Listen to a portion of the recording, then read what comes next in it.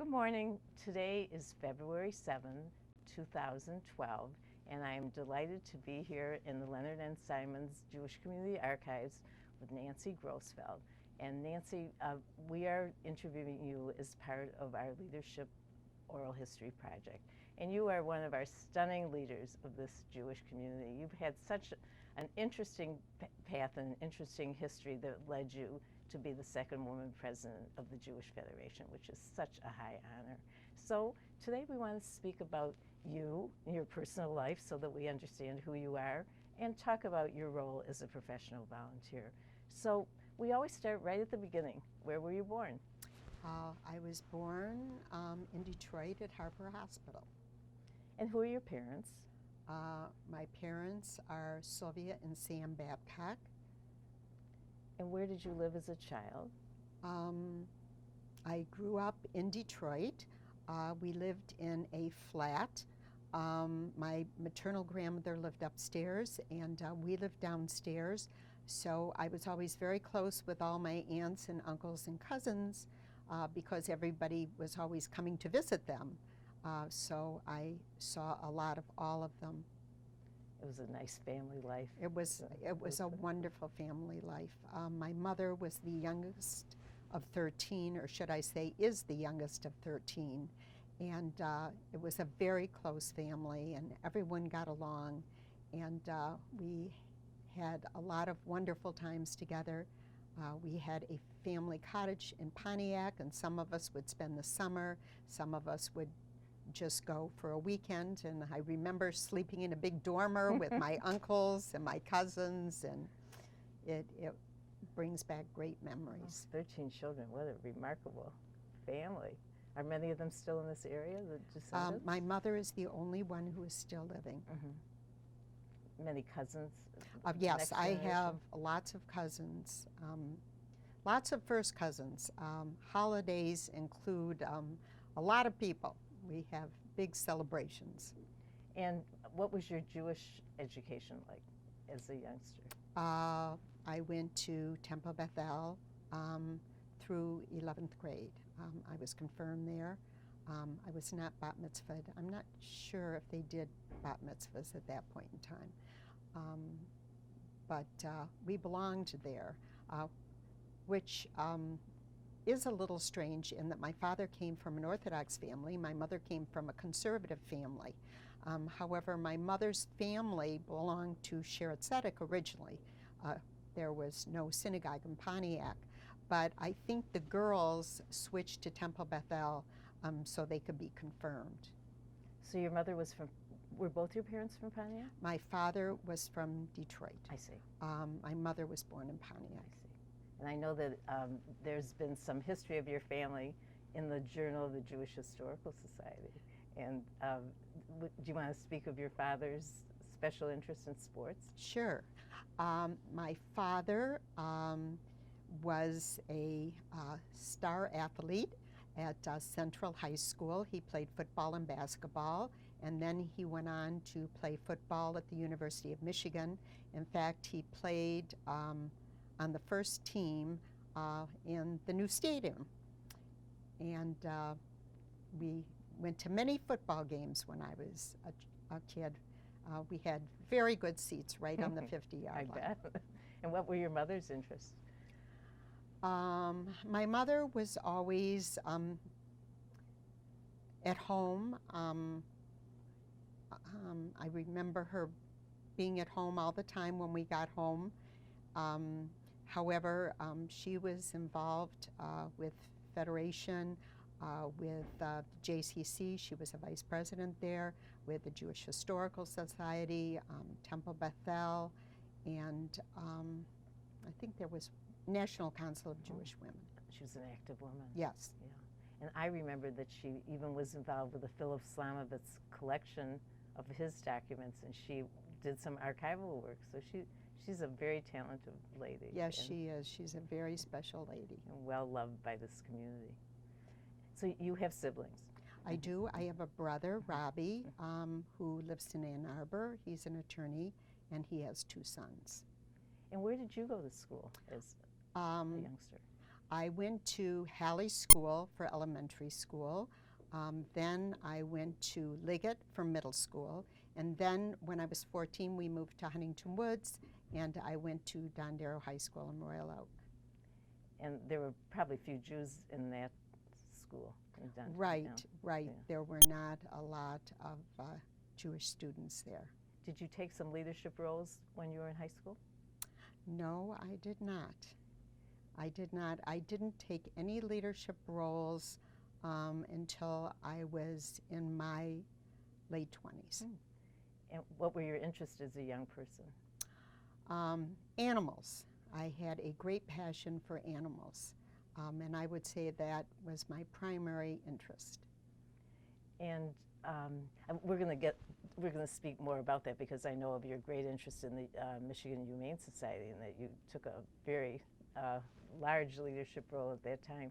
But I don't want to skip over your family, the family that you created, because that's such an important part of who you are and what you're doing in this community. So tell us about your husband and your family. My husband and I have been married 32 years. He had a son, Jason, who was 4 when we met, and I had a daughter, Rachel, who was 5.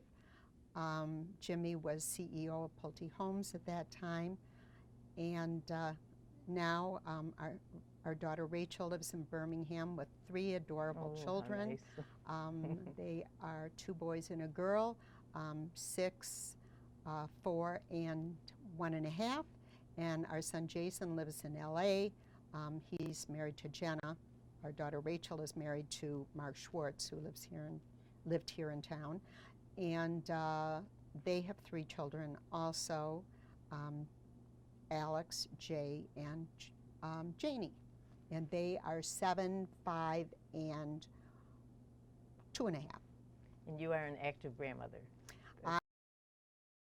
Unfortunately, we only get to see so much of our California grandchildren.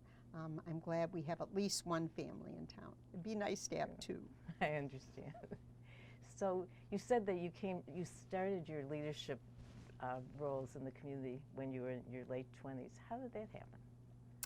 Well, my first volunteer experience was with the Michigan Humane Society, and I served as president for 10 years, and I was probably on the board for 23 years. My first involvement with the Jewish community was with JARC. It was a natural progression from my education and my work experience.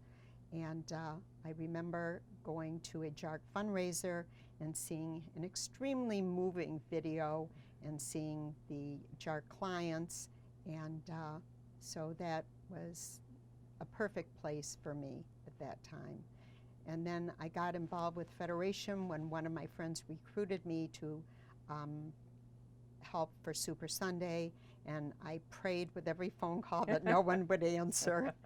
And then I got involved with the Women's Department, and we went on a tour of JVS, and I think that really sold me on Federation. We also visited Fleischman, which touched my heart.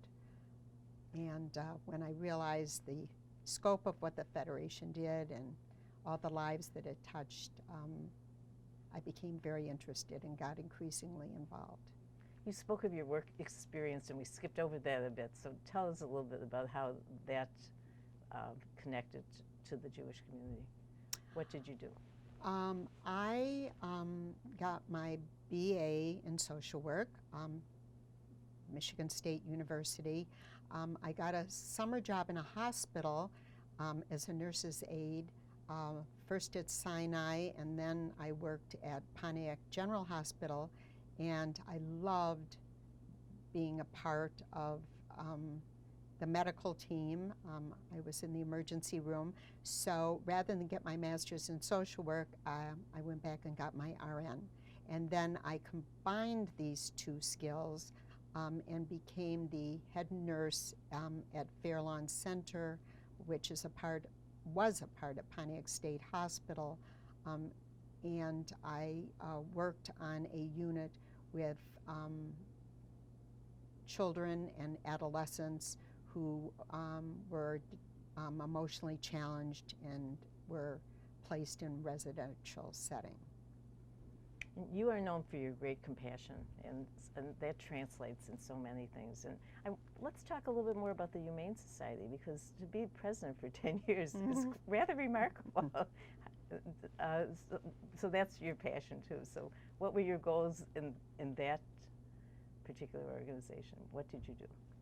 Well, my goals were to improve the quality of life of the animals and find homes for as many animals as possible, and to help the public understand the importance of spaying and neutering their pets, and to bring to the forefront animal cruelty that took place in our community.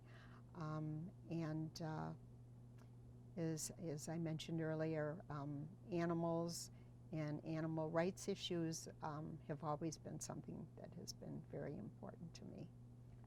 Are you active at all at this point? I'm not active at the Michigan Humane Society, although I am very involved with some animal organizations in Michigan, and I also participate financially with some national animal organizations. It's so important, especially in these times. Animals are really affected. So moving on to your federation role, as you got involved in the federation, did you have mentors? Were there certain people that really helped you become involved? Well, I would say there were maybe 5 or 6 people that played a leading role in my involvement in Federation, although there were certainly a lot of wonderful women in Women's Department that were great mentors and role models. I first received a call to make a gift to Federation in my late 20s, and I was called by a woman that I never liked. And I immediately called a friend, Bobby Slatkin, and told him how appalled I was that this woman called me at home to ask me for money. So he explained to me what the Federation did and why the Federation fundraises as they do. So I guess that put my foot in the door as far as being a donor. Also, my former mother-in-law, Belle Kukas, encouraged me to become a Lion of Judah, and I went to many Women's Department events with her, and being Jewish was so important to her, and it really rubbed off on me. Then, of course, Doreen and David Hermelin, David of blessed memory, being friends with them, they were wonderful role models and really connected me to my Jewish roots and being involved in the Jewish community. And lastly, my dear friend Penny Blumenstein, we met when she was chairing the Lion Division and I was one of her workers, and we really hit it off. We introduced our husbands, and they have been best friends since. And Penny is someone who has always pushed me outside my comfort zone. I probably would not have become Women's Department campaign chair or president or Federation campaign chair or president if it weren't for her telling me I could do it and pushing me beyond that comfort zone. And of course, she was such a role model, being the first president of Federation. So absolutely. So she probably didn't expect to get to that point either, as you told me off camera that you certainly didn't expect to take this path. No, I never expected to be asked to assume any of these leadership roles. I was always very surprised because I really enjoyed what I was doing, and I never looked beyond that. Did you go to Israel often? Was that an important part of your decision making to become involved? When I was Women's Department campaign chair, I went to Uzbekistan and met with a number of people there who were going to make Aliyah to Israel. In fact, we flew with them on the airplane and then landed in Israel. And I think that that particular mission was probably the most impactful to me and to solidifying my involvement with Jewish peoplehood around the world and connecting me to Israel. So what were the conditions like in Uzbekistan? Very poor. We stayed in a wonderful hotel.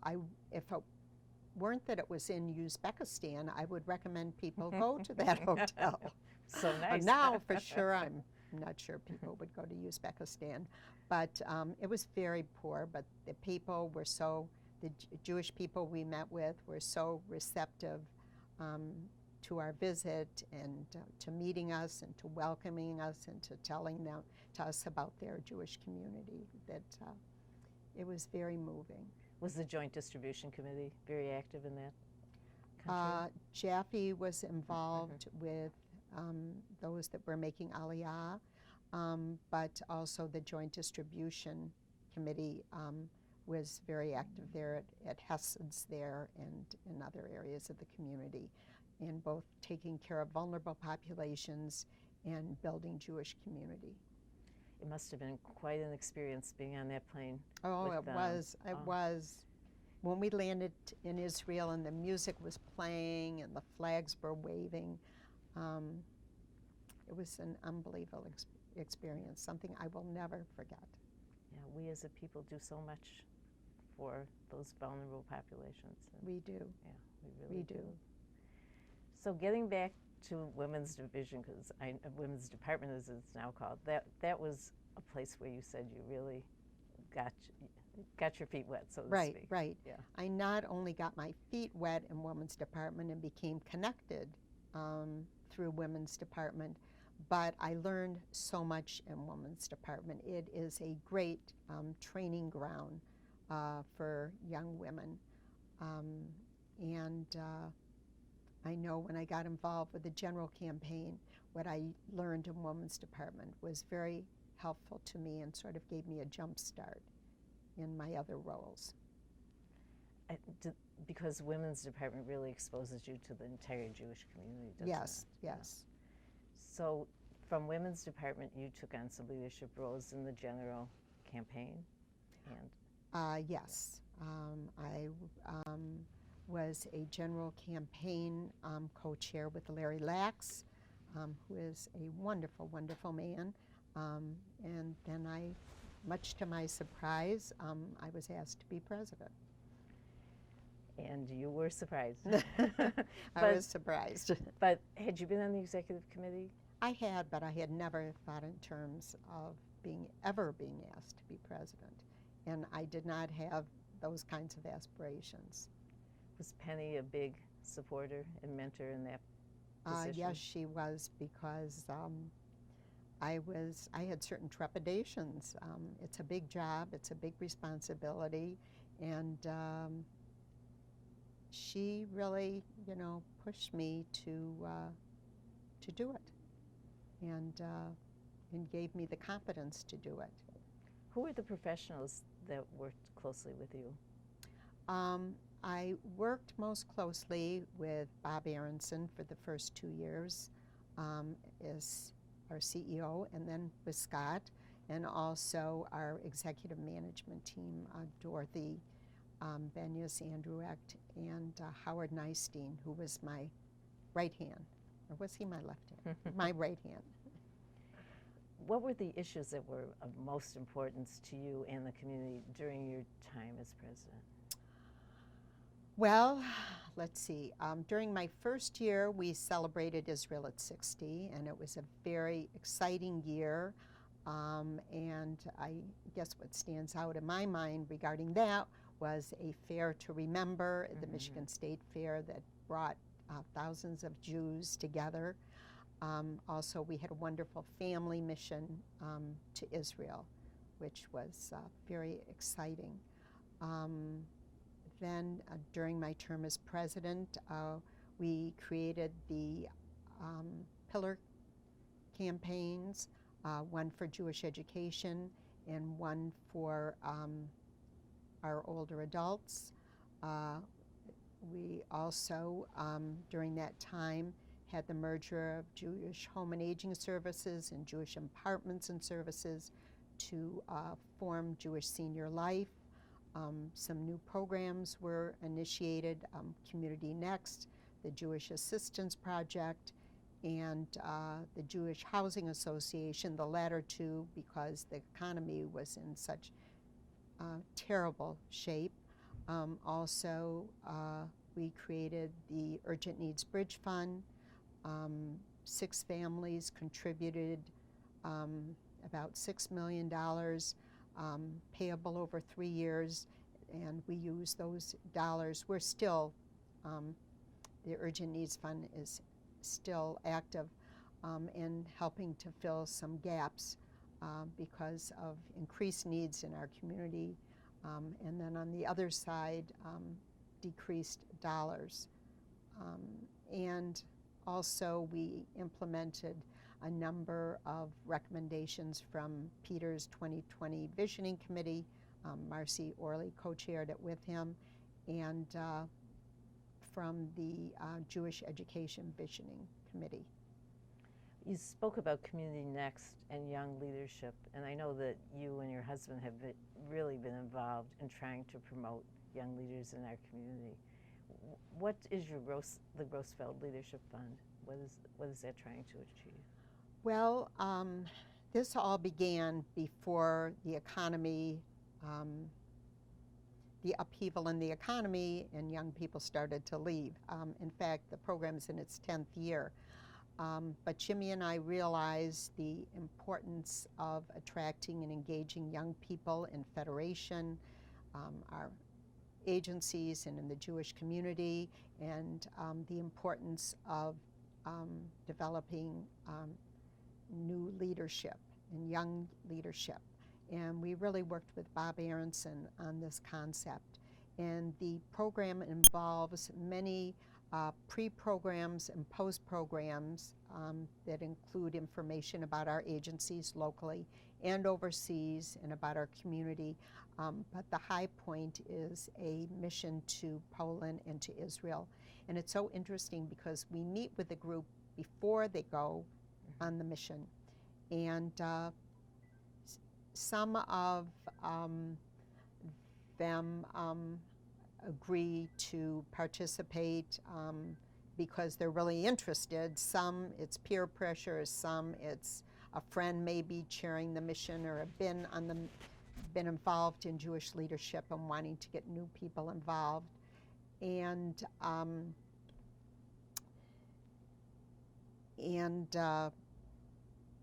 when we first meet with them,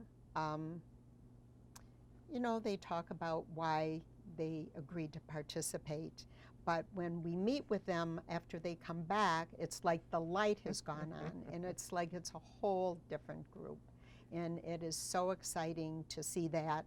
And then when they come back, our staff meet with them individually to try to find a place for them in the community or in the Federation that will get them even more connected to Federation and our agencies. And your rate of retention of this group is pretty high. It's been very, very good. This has been a very successful program.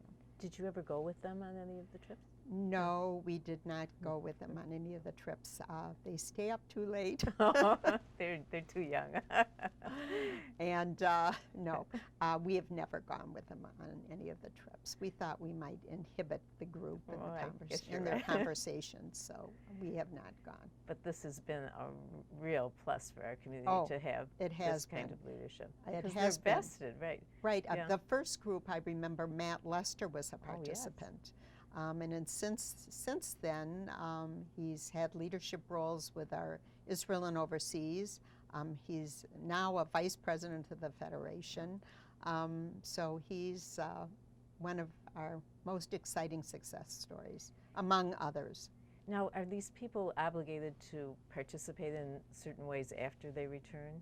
Are there certain demands that are made to be part of the program? They are encouraged to assume some kind of a role in an area of interest to them within the Federation or one of our agencies. They are also asked to make a campaign gift at whatever level is comfortable for them. So it's been a really remarkable program for this community. Yes, And because absolutely. they learn so much. Right. And Scott was the original volunteer who really helped us create this program also. And he went with the group for many years, and he really got them excited. You know, and as CEO, that's a nice way for him Yes. to know so many of these Yes. people. So there were many challenges during your term, and you spoke of some of them because of the fact that our economy is so dire. Were there challenges to you personally as a woman in this role that would be different than a man sitting in that seat? Well, I don't know that I was challenged because of gender. I think the thing that was most challenging was that the women who worked and were involved with women's department knew me and knew the kinds of things that I did. When I got involved with the General Federation, the women who were not involved with the women's department and the men really didn't know me as a leader. And so I really had to prove myself to get their respect and their confidence in me. But your manner is so positive that I'm sure you bring people along, and that's what leadership's all about. People following you, right? Well, I guess you can't be a leader if Without- nobody follows you. exactly. So I know that you haven't stopped your role in this community, your activity. You are still very active, and I understand that you're part of the leadership of the Centennial Fund. Yes, I am. When I was president, and especially with the economy the last 2 years, being so poor and our campaign dollars going down, I realized due to demographic changes with a lot of our young people leaving, a lot of our older people passing away, and the economy here in Michigan, I realized that our annual campaign and our challenge fund and even the agency fundraising programs could not raise enough dollars to support our community in the present and for sure not in the future. So I met with Bob and also Andrew and Scott, and we talked about the concept of a Centennial Fund. And we worked also with Stacy Crane because this was going to be, the Centennial Fund is an endowment campaign, both lifetime and testamentary. And we hope to raise $250 million at the end of 4 or 5 years. I agreed to chair the Centennial Fund Committee, and we have put a committee together, and we are in the process of meeting with our agencies and talking to them about their programs and what they see as their priority needs, and sort of asking them to come up with a wish list for current needs and for future needs in the community as they see it. Who will be doing the solicitation? Will you be involved in that? Yes, thus far, Bob has been in the forefront of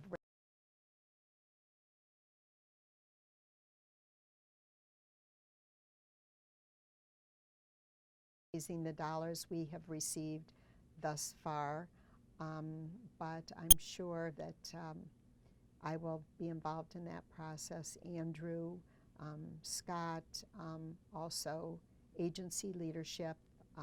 We want them to help us network with some of their donors and help us solicit them or solicit them themselves. So yes, I do and see myself doing a lot of soliciting. And the fact that all the agencies are so involved with their needs assessment is such a positive thing because everybody's connecting. Right, right. Working We want it together. to be a partnership, Yeah. and we want it to be something that we're all working together for the community. It's a lofty goal, but Mhm. we have so many generous donors that really understand the needs here. So Yes, sure we that do. it We will are happen. very fortunate. We are a very special community, a very giving community, um, and I feel blessed to be a part of it. And the fact that you are giving this message to our next generation is so important too. Yes, yes. Our next generation are our community leaders, and we have a lot of new programs within Federation.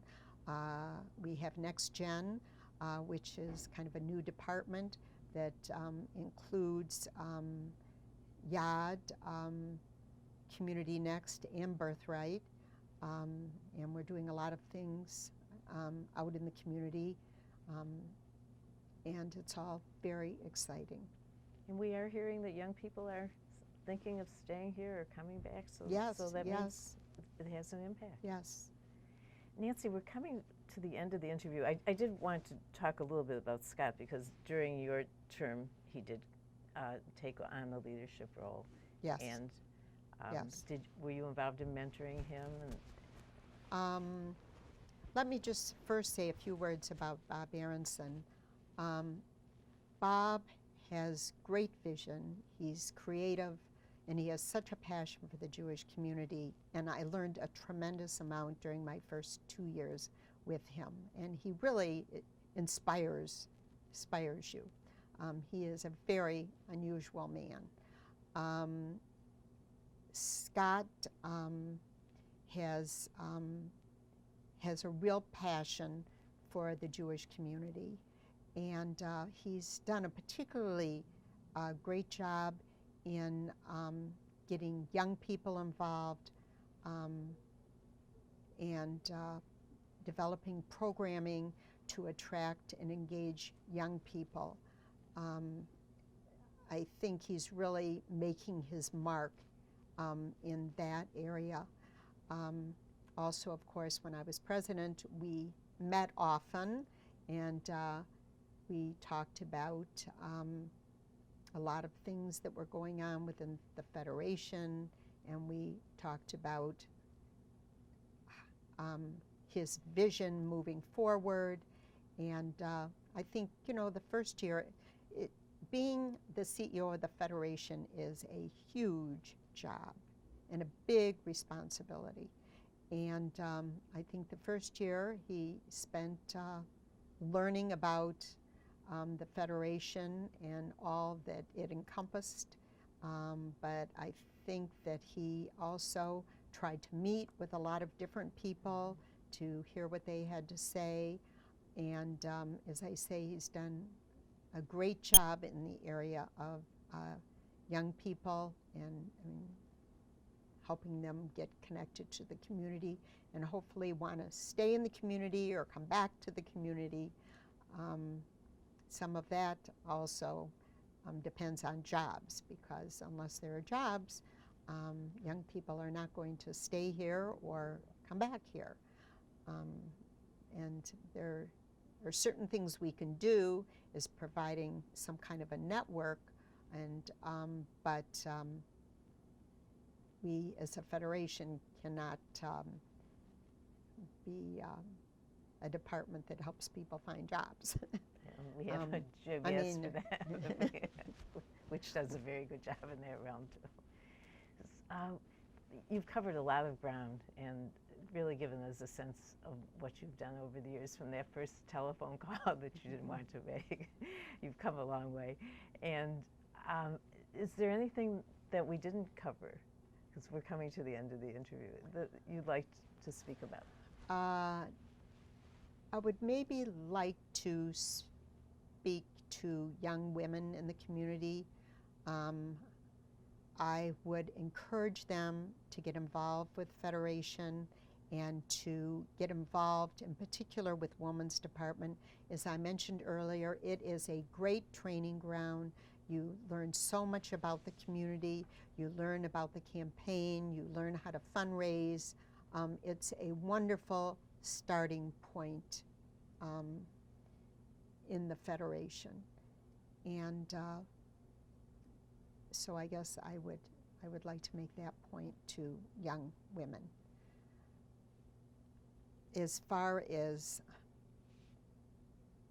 how I am feeling at this point in time regarding my presidency, I guess I would have to say being Federation president was the most rewarding and enriching volunteer experience of my life. I really learned so much more about the Federation and all that we do in the community and the thousands of lives we touch here in Israel and around the world, and it makes me feel very good.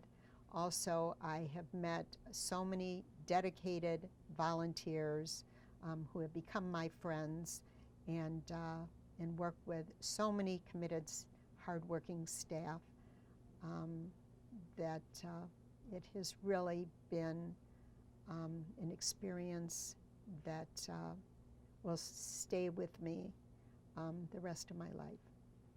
And we want to thank you for all that you've done, because you did a remarkable job. And you're moving us forward. Just our new campaign is Step Forward, and you are moving us forward. So thank you. I'm part We of all did a remarkable job. But on behalf of a grateful community, we thank you. And I thank you. You're welcome.